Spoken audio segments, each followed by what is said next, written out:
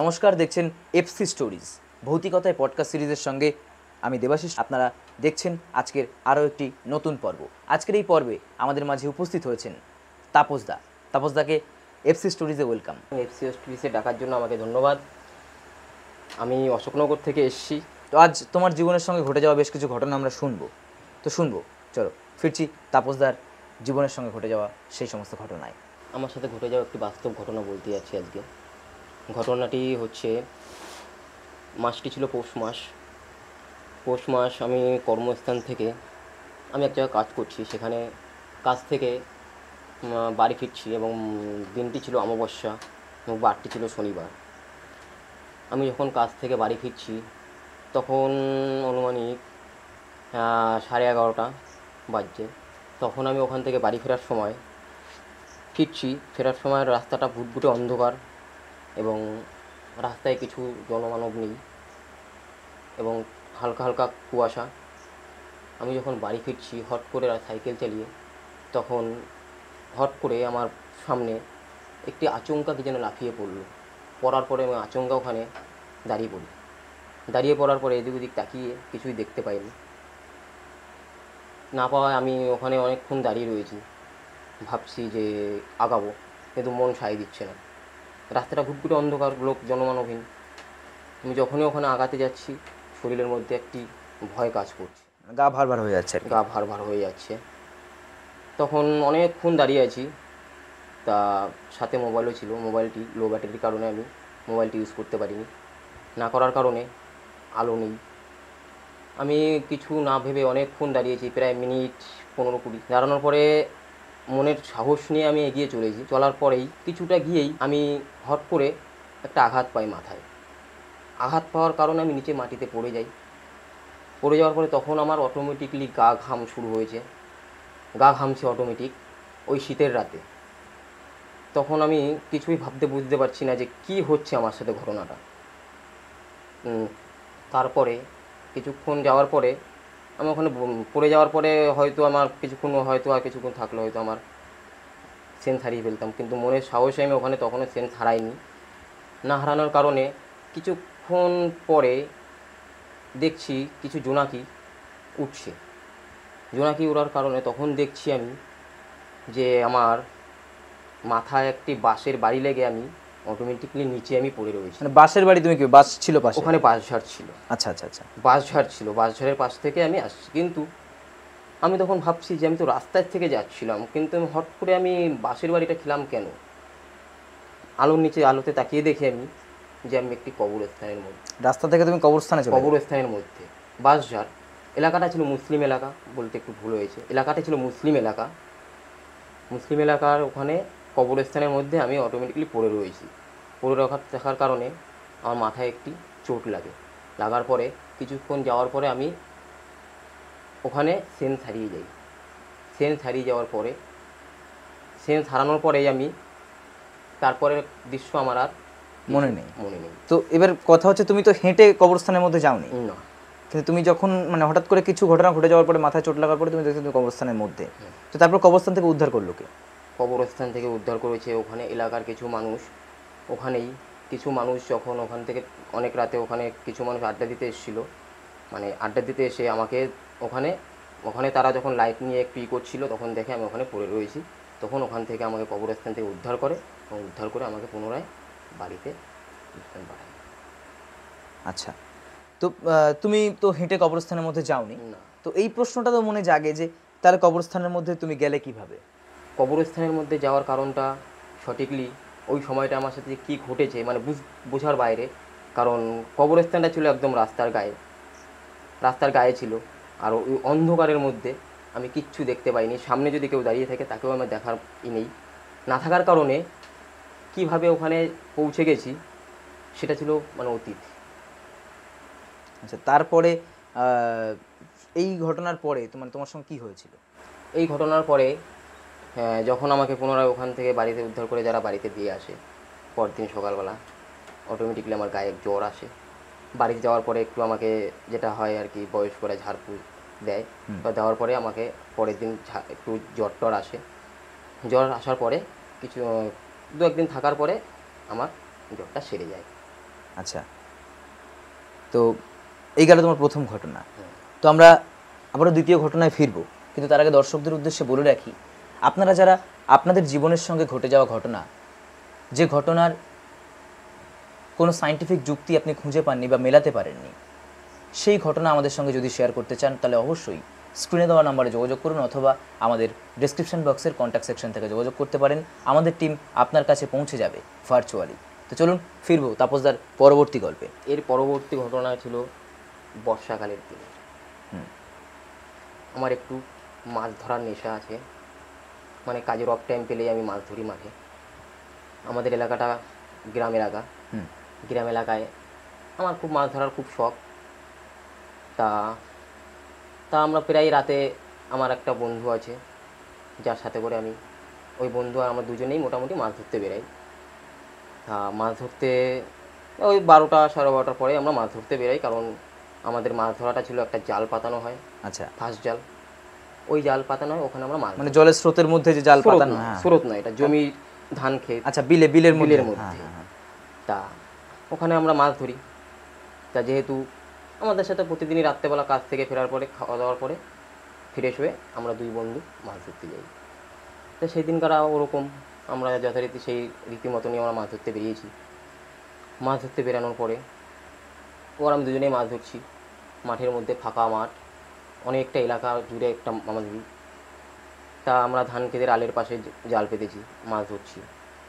মাছই করছি, কিন্তু ও মাছই করছে, জাল উঠাচ্ছে, আমিও জাল তুলছি।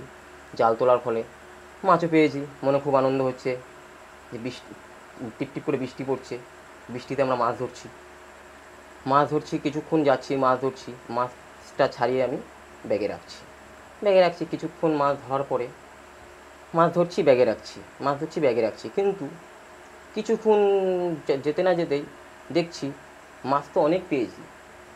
ব্যাগটা চেক করে ব্যাগটা দেখি, যতই হারছি ততই আমার ব্যাগটা হালকা হয়ে যাচ্ছে। আচ্ছা, হালকা হয়ে যাচ্ছে, কিন্তু বুঝতে পারছি না যে কি হচ্ছে। মাছ তো আমি পেয়েছি, কিন্তু এখানে ব্যাগটা হালকা হয়ে যাচ্ছে কেন, কারণটা কি? কিন্তু যথারীতি সেখানে আমার বন্ধুটা ছিল অনেকটা দূরত্ব, আমিও অনেকটা দূরত্ব ওর থেকে। তো যথারীতি আমার আওয়াজটাও শুনতে পাচ্ছে না, বা ওর আওয়াজ আমি শুনতে পাবো না, এতটা ডিফারেন্স আমরা রয়েছি। থাকার কারণে আমরা ব্যাগটা চেক করছি, দেখি ব্যাগের মধ্যে মাছ যথারীতি কমার কারণে আমি কিছুটা যাওয়ার পরে দেখছি সামনে আমাদের পাশে, আলের পাশে কিছুটা দূরে রেল লাইন টিপ টিপ করে বৃষ্টি পড়ছে। তো রেল লাইনের ওখানে দেখছি কিছু কিছু আবছা ছায়া ঘুরছে, কিন্তু ওটা দেখে মনের মধ্যে একটা আতঙ্ক ফিল করছে যে এত রাতে কী হতে পারে, কিন্তু বুঝে উঠতে পারছি না। তখন বন্ধুটাকে ডাকলাম, ও কিছুটা ধারে আসার পরে ওকে আমি ডেকেছি যে ভাই এদিকে একটু আয়। আসার পরে বললো কী হয়েছে? আমি বলছি এরকম, দেখ মাছ তুলছি, কিন্তু মাছ তোলার কারণে আমার ব্যাগটা যথারীতি হালকা হয়ে যাচ্ছে, এর কারণটা কী? বলে ও আমার সাথে মজা করে উড়িয়ে দিচ্ছে, বলে ফালতু কথা, এত ভয় পাস তাহলে মাছ ধরতে কেন আসিস? আমার সাথে একটু মজা করার কারণে আমি বলছি না ভাই, সত্যি কথা, তুই আমার সাথে থাক, চল দেখ কি হয়। তুলছি বলে আরও একটা ঘটনা ধরে বলছি, কিছুক্ষণ আগে আমি দেখলাম রেল লাইনের পাশে একটা হাফচা ছায়া, একটা মূর্তি কিরকম ঘুরছে, তখন আমার সাথে মজা করছে। একটাই মানে ছায়ামূর্তি যে তুমি দেখেছিলে সেটা একটাই দেখা যাচ্ছে যে একটা ছায়ামূর্তি একবার এদিকে যাচ্ছে, একবার এদিকে যাচ্ছে। যাওয়ার কারণে ও বলছে মজা করিস খালি তুই, এই মতো মাছ কমে গেছে, এখন বলছি ছায়া ঘুরছে, আমার সাথে কি মজা করছিস? বলছি না না ভাই, মজা করছি না, এখানে তো মজার কিছু নেই। বলছে ঠিক আছে চল, তোর সাথে আমি আছি, চল দেখি কি হয়। তা যথারীতি ও রয়েছে, থাকার পরে বলছে, আমি বলছি তুই কি মাছ পেয়েছিস? বলছে হ্যাঁ আমি মাছ পেয়েছি। বলছে কই তুই মাছটা দেখাতো। ও যখন ব্যাগে হাত দেয় তখন থেকে অটোমেটিকলি ওর ব্যাগের থেকেও মাছ অটোমেটিকলি কমছে। আর একটি মাছ মানে 4-5টা মাছ আধ খাওয়া। আচ্ছা, মানে মাছটা দেখা যাচ্ছে মাথার অংশ খেয়ে ফেলেছে। ওর তখন গা হিম হয়ে গেছে। ও বলছে ভাই কি বলিস, আমার সাথে তো এই ঘটনা ঘটছে। বলে কি বলছিস? আমি তখন কি বলছিস, এতক্ষণ তো আমার কথাটা তুই বিশ্বাস করছিলিস না, এখন দেখ। বলছে চল আগাচ্ছি। বলছি এক কাজ কর, যা হয়েছে, আমরা এখন বাড়ির দিকে ফিরতে হবে।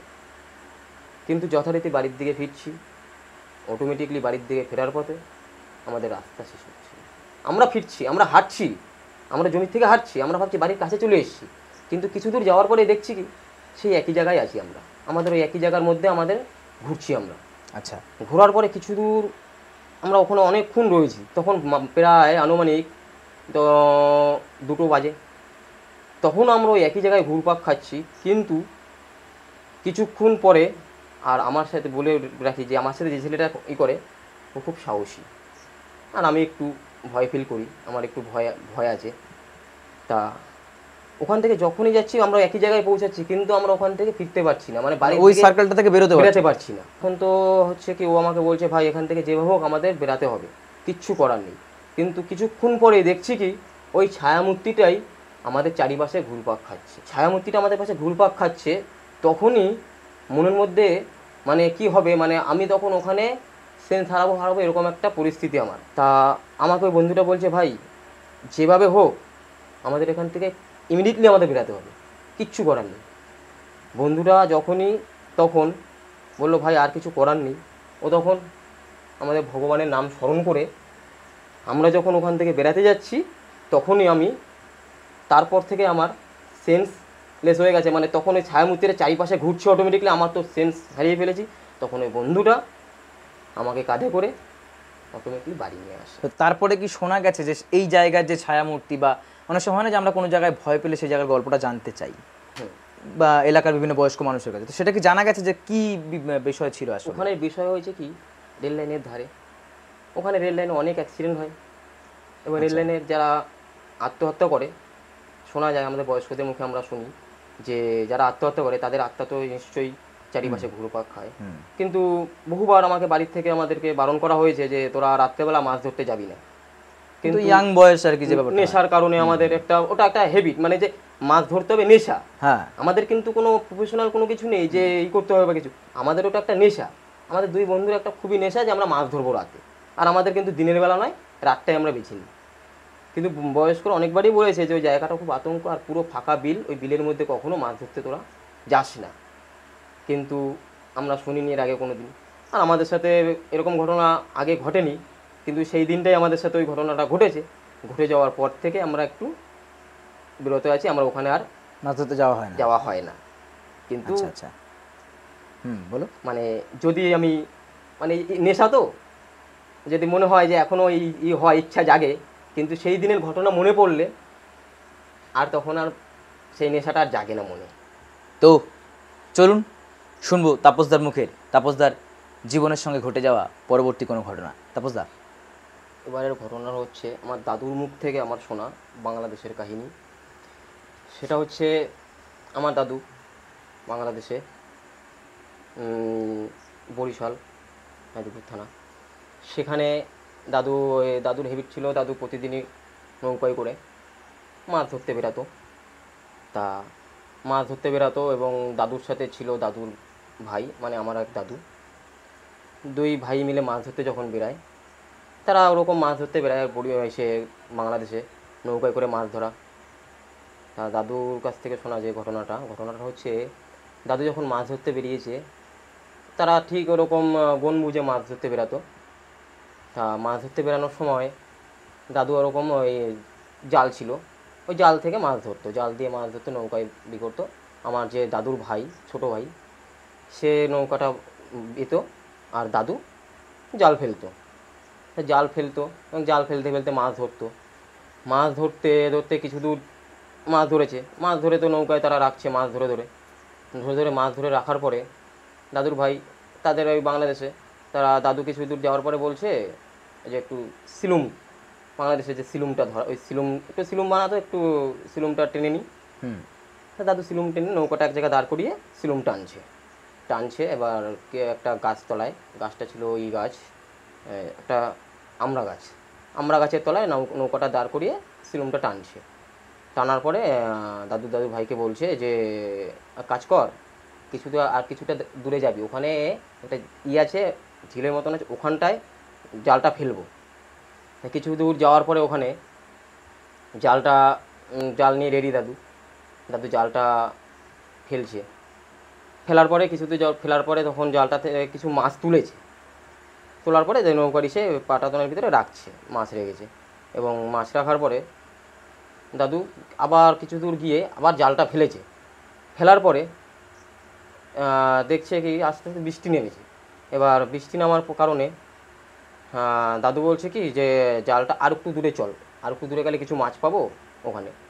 জালটা যখনই ফেলেছে, ফেলার পরে আমার দাদু সেই জালটা ফেলার পরেই দাদু জালটা তুলতে পারছে না। কেন?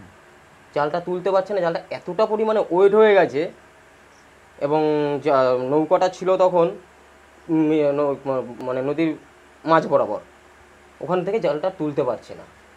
এমনকি একটু স্রোতও আসছে, মানে হালকা ঢেউ আসছে, ঢেউ নৌকাটা দুলছে। দুলতে দুলতে জালও তুলতে পারছেন, এদিকে নৌকা দুলছে। নৌকাটা দোলার কারণে উনি আর ওই হালটা ধরে রাখতে পারছে না। দাদুর যে ভাই, সে তখন দাদুর ভাই দাদুকে বলছে যে দাদা, নৌকা তো আমি আর সামলাতে পারছি না, বলে একটু ব্যালেন্সটা ধরে রাখ, না হলে তো পড়ে যাবো। পড়ে যাওয়ার কারণে জাল আর তুলতে পারছে না, জাল অটোমেটিক্যালি ভার হয়েই রয়েছে। এদিকে নৌকাও দুলছে, নৌকা তোলার কারণে এদিকে তো হাওয়াও দিচ্ছে, একটা মানে শুরু হয়েছে, মানে বৃষ্টি আর এদিকে ঝড়ের মতনও শুরু হয়েছে। ঝড় শুরু হওয়ার কারণে ঝড়ও হচ্ছে, বৃষ্টি হচ্ছে, এদিকে জালটা আর তুলতে পারছে না। জালটা না তুলতে পারার কারণে এবার তো তাদের মধ্যে একটা হচ্ছে, বলছে দাদা এক কাজ করো, তুমি জালটা ছাড়ো, জাল চলে যাক, আমরা আমাদের বাড়ি চলে যাই, বাড়ির দিকে আগাই। বলছে আমার দাদু আবার একটু সাহসী তো, দাদু বলছে এই অত ভয় করে কি আছে, ভয়ের কি আছে, জাল এখান থেকে তুলবো, মাছ নেবো, তারপরে বাড়ি যাবো। বলে না দাদা, আজকের দিনটা ভালো লাগছে না, বাড়ির দিকে চলো। বলে তুই বসে থাক, অত ভয় করিস না, আমি আছি। এদিকে তো স্রোত দিচ্ছে, এদিকে হাওয়া, এদিকে আস্তে আস্তে গর্জন, বৃষ্টি বৃষ্টি হচ্ছে। আমার দাদু হাল ছাড়ছে না। আমার দাদু বলছে আজকে এখান থেকে মাছ ধরে আমি এখান থেকে নিয়ে তারপরে বাড়ির দিকে ফিরবো। কিন্তু কিছুক্ষণ যাওয়ার পরে দাদু জাল আর তুলতে পারছে না, বৃষ্টি নামছে এদিকে, কিন্তু হঠাৎ করে এত পরিমাণে স্রোত, ওই স্রোতে মানে এত ঢেউ দিয়েছে, ঢেউয়ের কারণে দুজনেই নৌকা উল্টে নদীতে জলে পড়ে যায়। পড়ে যাওয়ার পরে তখন তারা কোনোভাবে আর কি সাঁতার কেটে তারা মাঝ বরাবরই, ওখান থেকে তো ফিরতে তো একটু কষ্ট হবেই, ফিরতে পারছে না। এদিকে তো তখন প্রায় সন্ধে হয়ে যায় ভাব। কিন্তু লোকজন তো বাংলাদেশ তো, লোকজন মোটামুটি চারিপাশে করছে, কিন্তু দেখছে মানে অনেকে তো মাছ ধরতে আসে, তারা দেখছে যে তারা দুটো লোক জলের মধ্যে তারা একটু করছে। আর বর্ষার দিনে অনেকেই মাছ ধরতে এসছে, কিন্তু তারা খুব কষ্টে দুজনের সাহায্যে তারা পুনরায় আবার তারা আসে, পাড়ে ফিরে আসার পরে তাদের তো একটু কষ্ট হয়েছে, এবং জলও তারা প্রচুর পরিমাণে জলটা খেয়েছে, জল খেয়ে হয়েছে একটু ইসের ফলে। তখন বলল যে দাদা আজকে ঘটনা তো আমাদের সাথে এরকম তো কখনোই ঘটে না, কিন্তু আজকে ঘটনাটা এরকম ঘটলো, ঘটার কারণটা, বলে ঘটনাটা ঠিক আমিও বুঝতে পারলাম না, আমাদের সাথে তো এরকম কখনোই ঘটে না, কিন্তু আজ কি হলো। তারপরে তারা কি করে, ওখান থেকে তারা ব্যাকে বাড়ি আসে। তো সেখানে কি কোনোভাবে জানা গেছিল যে কেন হয়েছিল এটা তাদের সঙ্গে? জানা গেছে বলতে দাদুর মুখে শুনেছি আমি যে মাঝে মধ্যে ওই নদীতে ওখানে মাছ ধরতে যাওয়াটা একটা খুব আর কি, বাংলাদেশ তো, বাংলাদেশে আমাদের মতো তো এখানে তো এরকম লাইট বা কারেন্টের ব্যবস্থা তো ওখানে নেই। আর বাংলাদেশে একটু ভয়াবহ হতো, ভয়ের আতঙ্ক জিনিসগুলো একটু ঘুরতো করতো। তা শোনা গেছে যে ওই নদীতে অনেকেই নৌকা ডুবে মারা গেছে, কেউ বাড়ি ফেরার পথে ওরকম ঝড় বৃষ্টির রাতে কেউ ওখানে ওরকম মারা গেছে করেছে। কিন্তু আমার দাদু খুব সাহসী তো, সেই কারণেই আর কি দাদু ওটা কোনো করতো না। কিন্তু সেই দিনের পর থেকে দাদু বললো যে আমার সাথে এই ঘটনাটা ঘটলো, আমি এত সাহস নিয়ে এত করে আমি মাছ ধরতে বেরাই, তবুও আমার সাথে এরকম ঘটনা। তা এরপর থেকে দাদু আর কি মাছ ধরতে যাওয়া বন্ধ করে দিই, যাওয়া বন্ধ না, মানে একটু কম বেরাতো আর কি। আচ্ছা, তো শেষমেশ কি জালটা তোলা গেছিল? জাল আর তুলতে পারিনি।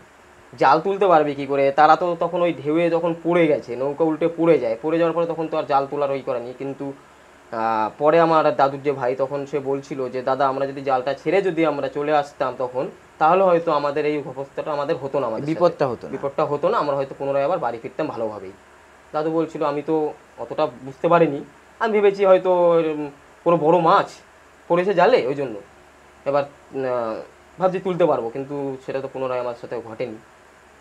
এটাই আমার আচ্ছা আচ্ছা। তো এর পরবর্তী কি ঘটনা শুনতে চলেছে আমাদের কাছে? পরবর্তী ঘটনা আমার সাথেই ঘটে যাবে একটা ঘটনা।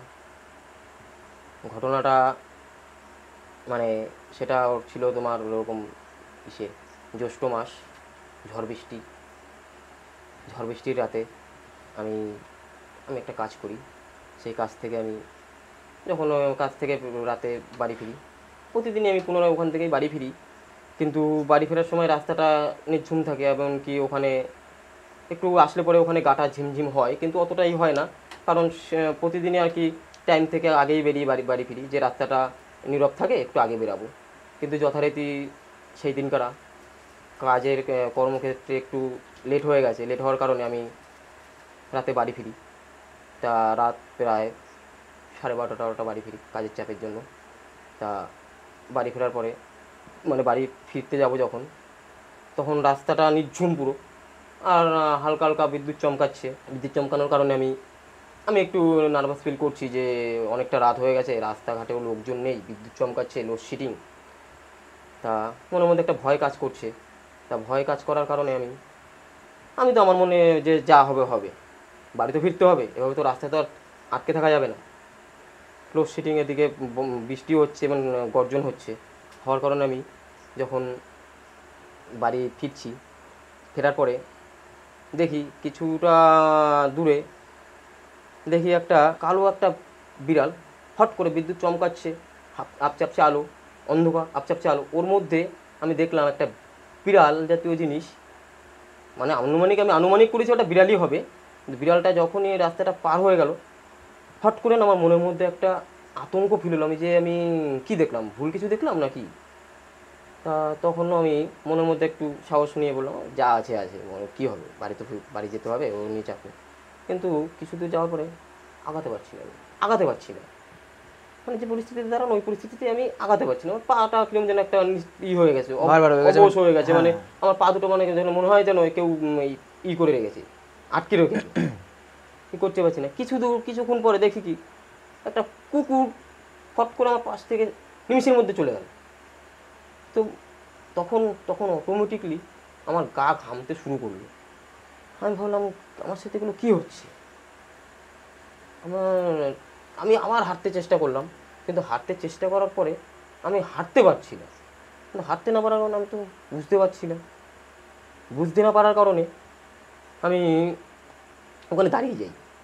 দাঁড়িয়ে যাওয়ার পরে আমি দেখছি যে হয়তো কেউ যদি এই সময়টায় আসে, মানে তখন মনের মধ্যে একটা এইটাই ফিল করছে যে কেউ যদি আসে আমার এখান থেকে যেন উদ্ধার করে। কিন্তু যথারীতি সে থেকে বিফল। কেউ ওই ঝড় বৃষ্টির রাতে কেউ বেরোয়নি। না বেরানোর কারণে আমি ওখানেই দাঁড়িয়ে আছি। দাঁড়িয়ে থাকার পরে যে দৃশ্যটা আমার সাথে ঘটলো, মানে সেটা আমি অকল্পনীয়। আমি মানে ভাবতে পারছি না যে ওই জিনিসটা আমার সাথে ঘটবে। মানে আমি তো অবিশ্বাসক জিনিস দেখলাম, যে আমি যেখান থেকে যাই ওটা একটা ওভারব্রিজ, মানে একটা কাঠের ওভারব্রিজ। তা কাঠের ওভারব্রিজটা মানে অটোমেটিক দুলছে। দোলার কারণে না আমি বুঝতে পারছি না যে কাঠের ব্রিজটা দুলবে কেন।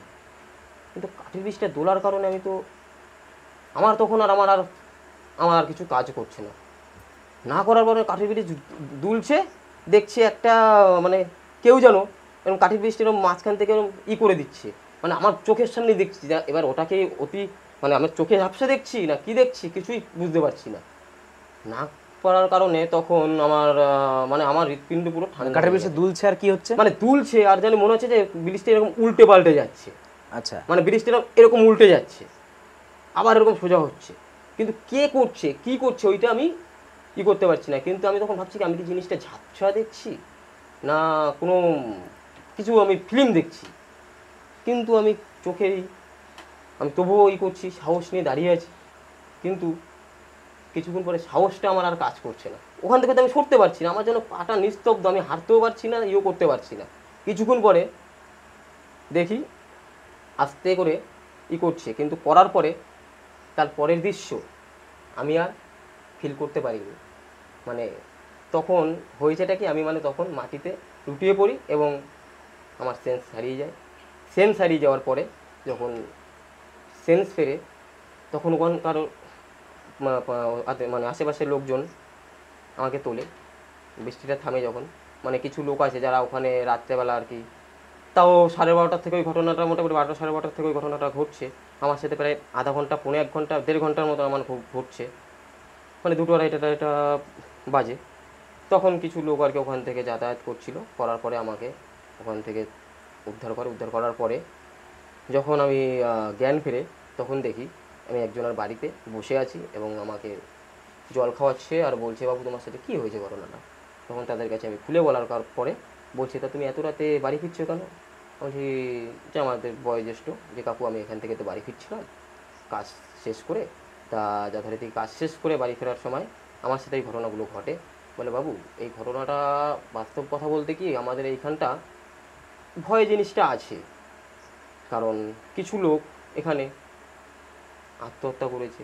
যেমন কি এখানে এখন একটা গাছ ছিল, একটা বড় আম গাছ, ওই আম গাছে অনেকে গলায় দড়িয়েও দিয়েছে।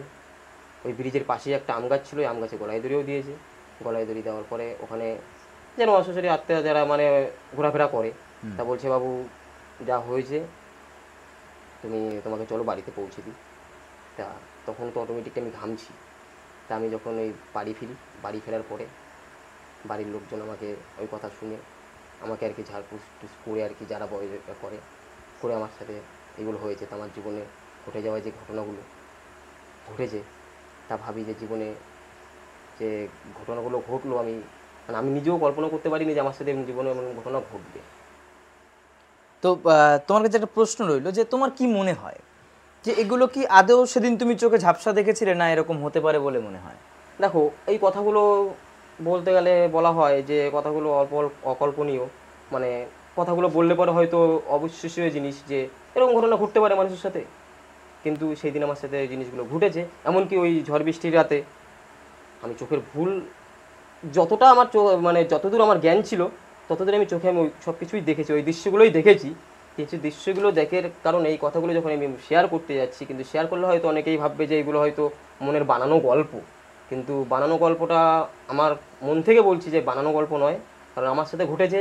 সেটা আমি বলতে পারছি, আমি মানে আমার নিজেকে বিশ্বাস করাতে পারছি যে আমার সাথে এই ঘটনাগুলো ঘটেছে।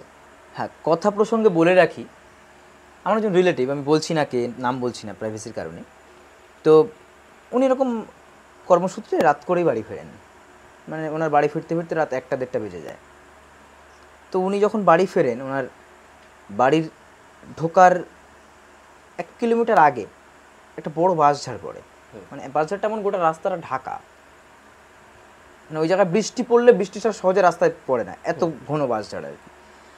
তো সেই জায়গায় দাঁড়িয়ে ওনার হঠাৎ করে মানে ওরকম অনেক রকম বাঁশ ঝাড় আছে, এমনি নর্মাল বাঁশ আছে, মুলি বাঁশ হয় যে বাঁশ দিয়ে বেড়া তৈরি হয়, সেই মুলি বাঁশেরও ঝাড় আছে। তো উনি ওই মুলি বাঁশ ঝাড়ের ওইখানে একটু বাথরুম করবে বলে দাঁড়িয়েছেন। হঠাৎ করে বাথরুম, মানে উনি আগে কোনোদিন অস্বাভাবিক কিছু ফিল করেননি সেখানে, হঠাৎ করে বাথরুম করবে বলে দাঁড়িয়েছেন। বাথরুম করা যখন ওনার হয়ে গেছে, উনি এবার আবার ব্যাক করে সাইকেলটা নিয়ে বাড়ির দিকে রওনা হবেন। তো যখন উনি ব্যাক করছেন, দেখছেন সাইকেলটা অনেক দূরে, মানে সাইকেলটা রাস্তাতেই আছে যেখানে রাখা ছিল, কিন্তু উনি বাঁশঝাড়ের মাঝখানে, এবং ওনার পাশে একটা কুকুর ওনার দিকে এরকম তাকিয়ে আছে। তো উনি কুকুরটাকে অনেক ব্যাপার, মানে হয় না আমার কুকুর দেখলে তাড়াই বা ইত্যাদি ইত্যাদি, সেই ব্যাপারটা উনি মনে সাহস করে কুকুরটাকে তাড়ানোর চেষ্টা করে, হেই হেই করে, কিন্তু কুকুরটা পুরো নীরব। দাঁড়ালেও মানে কুকুরটা স্ট্যাচুর মতো দাঁড়িয়ে আছে, কিন্তু কুকুরটার শ্বাস প্রশ্বাস পড়ছে, তার পেটটা ফুলছে আর মানে বন্ধ হচ্ছে আর কি, কমছে আর কি। তো সেই জায়গা থেকে উনি বাড়ি আসেন, বাড়ি আসার পর যথারীতি ভয়ের কারণে জ্বর আসে। তো তারপরে সেখানে কি হয়েছিল বা কি ছিল সেটা জানা যায়নি, মানে আমি জানি না। কিন্তু এই ঘটনাটাকে ঠিক কী বলে আখ্যায়িত করবো সেটাও আমার জানা নেই, যে এটা কি মন গড়া গল্প, কারণ যিনি বলছেন তিনি একজন বয়োজ্যেষ্ঠ মানুষ, তার মন গড়া গল্প বলে তার কোনো লাভ নেই। আমরা যদি মন গড়া গল্প বলি তার একটা লাভ বা একটা মোটিভ থাকা উচিত, তো সেই মন গড়া গল্প তিনি বলবেন না। এবং তার জ্বর, সেই অসুস্থতা আমি নিজে দেখেছি। তো সেই জায়গা থেকে দাঁড়িয়ে এর কি যুক্তি হতে পারে সত্যিই আমার জানা নেই। যদি আপনার জানা থাকে, আপনি যদি মেলাতে পারেন, তাহলে অবশ্যই জানাবেন আমাদেরকে। এবং আপনার যদি কোনো রকম কোনো ঘটনা শেয়ার করতে ইচ্ছুক থেকে থাকেন, তাহলে অবশ্যই আমাদের সঙ্গে যোগাযোগ করুন। আমাদের টিম আপনার কাছে ভার্চুয়ালি পৌঁছে যাবে। তো তাপসদা, আর কোনো গল্পকে আমরা শুনবো তোমার থেকে? আজ এই পর্যন্তই। আচ্ছা, ঠিক আছে। আজকের গল্প তাহলে এই পর্যন্তই। পরে আবার কখনো দেখা হবে তোমার সঙ্গে। অবশ্যই। খুব ভালো লাগলো। অসংখ্য অসংখ্য ধন্যবাদ আমাদের এই ভৌতিকতা পডকাস্ট সিরিজে আসবার জন্য। তো সকলে ভালো থাকবেন, সকলে সুস্থ থাকবেন এবং আমাদের এই পডকাস্টটি আপনার প্রিয়জনদের সঙ্গে শেয়ার করে আমাদের পাশে থাকবেন। সকলকে অসংখ্য ধন্যবাদ। সকলকে আমাদের পক্ষ থেকে শুভরাত্রি।